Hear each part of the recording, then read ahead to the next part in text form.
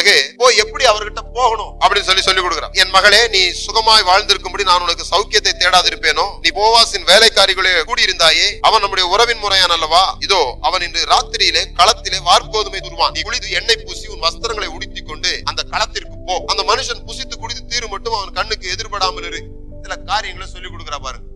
இன்னைக்கு சபையினுடைய வேலை என்னவாக இருக்க வேண்டும் என்றால், எங்க போகாதன்னு சொல்றது இல்ல சபையினுடைய வேலை, எங்க போகணும்னு சொல்றதுதான் சபையினுடைய வேலை. எங்க இந்த மனுஷன்கிட்ட எப்படி நடந்து கொள்ள வேண்டும், இந்த மனுஷங்கிட்ட எப்படி பேசணும், இந்த போவாசிட்ட எப்படி நெருங்கி போகணும், இதை சொல்லி கொடுக்காம ஏதோ விரட்டுற மாதிரி இருக்குது சில சமயங்கள். நான் உங்களுக்கு சொல்லுகிறேன், நகோமி செய்த ஒரு நல்ல காரியம் என்னவென்றால், இந்த போவாசை குறித்த நல்ல நல்ல விஷயங்களை எல்லாம் இந்த ரூத்துக்கு சொல்லி கொடுக்கிறார். அவர் நமக்கு சொந்தக்காரருங்கிறா, அவர் நம்மளை மீட்க வேண்டிய ஒருத்தருங்கிறா. அதனால நீ என்ன பண்ணு, இன்னைக்கு வயலுக்கு போ, உனக்குதான் அந்த வயல் தெரியுமே, அந்த வயலுக்கு போ. ஆனா காலையில போன மாதிரி போகாத. காலையில நீ எப்படி போன, பொறுக்கிற மாதிரி போன, கிழிஞ்ச ஒரு வஸ்திரத்தை தெரிஞ்சுக்கிட்டு வேலைக்கு போறவங்க போற மாதிரி போன. இப்ப அப்படி போகாத. அதுதான் வேதம் சொல்லுது. பழைய ஏற்பாட்டுல எப்படி வந்தாங்க தேவன்ட்ட, அப்படியே மேல சாம்பலை பூசிக்கிட்டு கண்ணீரும் கதறலோட தான் தேவன்ட்ட வருவாங்க. எப்ப ஜோம் பண்ணாலும் பழைய ஏற்பாட்டுல ஒரு அழுவாங்க, வஸ்திரத்தெல்லாம் கிழிச்சுப்பாங்க, தங்களுடைய வருத்தத்தை காமிக்கிறதுக்கு சாப்பிட மாட்டாங்க, தங்களுடைய சோகத்தை காமிக்கிறதுக்கு எண்ணெய் பூசிக்க மாட்டாங்க. ஆனா இயேசு கிறிஸ்து உபவாசம் பண்றதை பத்தி சொல்லி கொடுத்தாரு.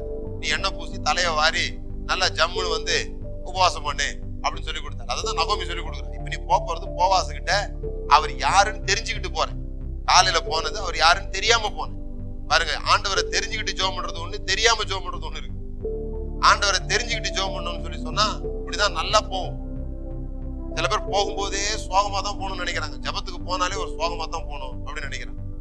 இல்ல ஆண்டவர்கிட்ட ஜபத்துக்கு வரும்போது சந்தோஷத்தோட வரும். வயலுக்கு போய் அங்க என்ன பண்ணு, அவர்கிட்ட பார்த்து பேசு அப்படின்னு சொன்னோடனே அவ சொல்லி கொடுத்த மாதிரி அவ போறா, போய் பேசுறா. 9வது வசனம் 3வது அதிகாரத்துல, நீ யார் என்று கேட்டான். அவள், நான் உம்முடைய அடியாளாகிய ரூத், நீர் உம்முடைய அடியாள் மேல் உம்முடைய போர்வையை விரியும், நீர் சுதந்திரவாளி என்றாள்.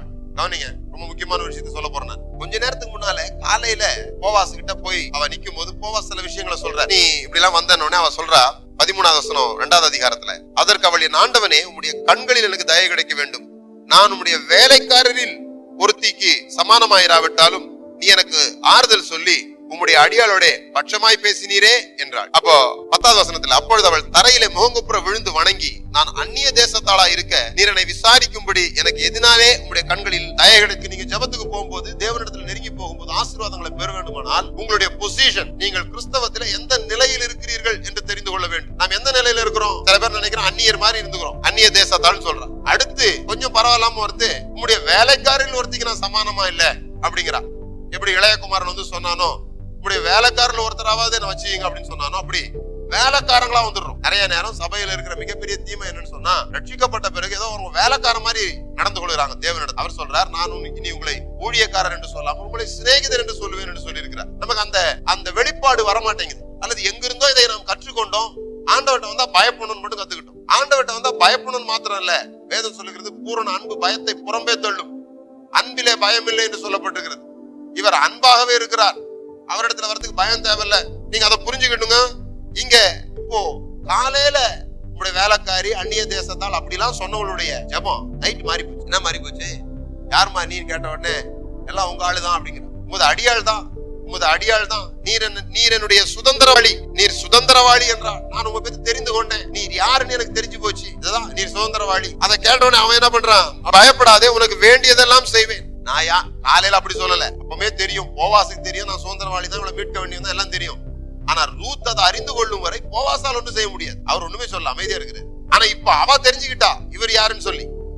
சபைக்கு நான் சொல்ல விரும்புகிறது தான், சபையே, விசுவாசிகளே, சகோதரர்களே, சகோதரிகளே, தேவனுக்கு உங்களை பற்றி எல்லாம் தெரியும். ஆனா உங்களுக்கு தேவனை குறித்து எவ்வளவு தெரிகிறதோ அவ்வளவுதான் ஆசீர்வாதம். அதனாலதான் பேதுரு சொன்னார், நம்முடைய கர்த்தராகிய இயேசு கிறிஸ்து அறிகிற அறிவினாலே உங்களுக்கு கிருபையும் சமாதானமும் உண்டாவதாக. நம்முடைய கர்த்தராகிய இயேசு கிறிஸ்து அறிகிற அறிவிலே பெருகுவீர்களாக சொல்றார். பவுல் சொல்றார், தேவனை அறிகிற அறிவிலே நீங்கள் வளரும்படி நான் உங்களுக்காக வேண்டிக் கொள்கிறேன்னு சொல்றேன். தேவனை அறிகிற அறிவில வளரணும் பாரு. போன வருஷத்தை விட இந்த வருஷம் தேவனை பற்றி உங்களுக்கு என்ன தெரியும்? அவருடைய எவ்வளவு இன்டிமசி, எவ்வளவு நெருக்கத்தை நம்ம கொண்டிருக்கிறோம், நம்முடைய நிலையை குறித்து நமக்கு என்ன தெரியும்? அவர் சொல்றாரு, நீ போர்த்து கொண்டிருக்கிற போர்வையை விரித்து பிடி என்றான். அவள் அதை பிடித்த போது அவன் அதிலே 6 படி வார்கோதுமையை அளந்து போட்டு அவள் மேல் தூக்கி விட்டு பட்டணத்துக்கு புறப்பட்டு வந்தான். காலையில இருந்து சாயந்தரம் வரைக்கும் போராடி 1 படி சுமந்துட்டு போனவா இப்ப ஒரே ஒரு வார்த்தை தான், நீ சுதந்திரவாளி, நீ யாருன்னு எனக்கு தெரிஞ்சு போச்சு. அப்படி சொன்ன உடனே நீர் என்னை மீட்க வேண்டியவர். இயேசு கிறிஸ்துட்ட போய் ஆண்டவரே என்னை மீட்டுப்பா அப்படி சொல்றதை விட, நீர் என்னை மீட்டவர், உடைய சரீரத்துல நான் ஒரு அவயவம், நான் யாரு நீர் யாருன்னு எனக்கு தெரிஞ்சு போச்சு அப்படி சொன்னீங்கன்னா அடுத்த ஆசீர்வாதம் வந்து குவியும். 6 படி விரிச்சு பிடிச்சு போட்டு தூக்கி வேற விடுறான். தூக்கி விட்டு சுமந்துட்டு போறா.